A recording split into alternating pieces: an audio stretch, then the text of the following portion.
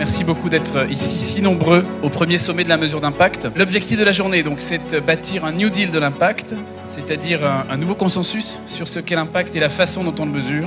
L'Impact Tank, c'est un jeune think tank dédié à l'impact social, né il y a seulement 2 ans, qui rassemble déjà une vingtaine d'acteurs. Les entreprises, les acteurs de l'économie sociale et solidaire, les chercheurs et les pouvoirs publics, que ce soit l'État, les collectivités locales ou encore les acteurs de la protection sociale.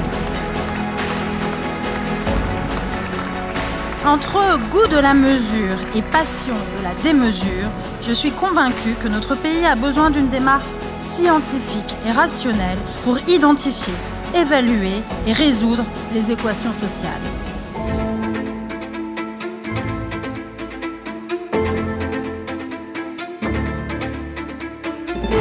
Avec ce sommet de l'impact et en présence tout au long du sommet de nombreux ministres dont je salue l'engagement et la venue, vous aurez l'occasion d'approfondir la manière dont il est possible de mettre la puissance de votre organisation ou de votre mandat au service du bien commun et de l'intérêt général.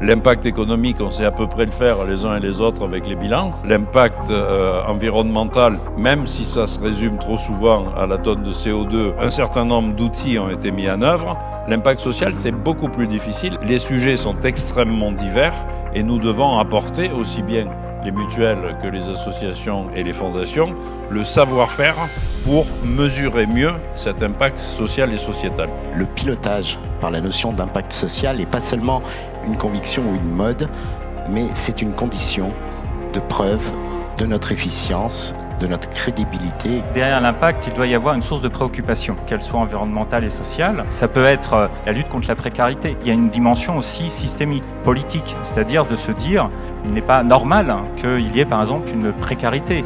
Et donc l'état de décence fait qu'on ne devrait pas être là et donc on va essayer de lutter contre ça.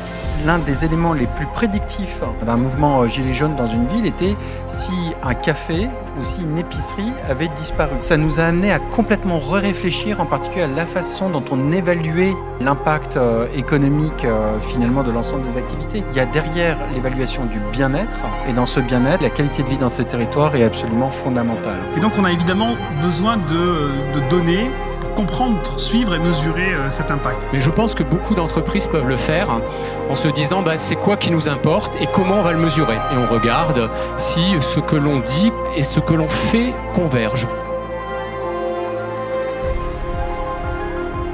Donc il s'agit aujourd'hui quand même d'aller auprès de toutes les entreprises, de tous les acteurs et de les convaincre que prendre cette démarche finalement systémique de l'impact, ça leur apporte quelque chose.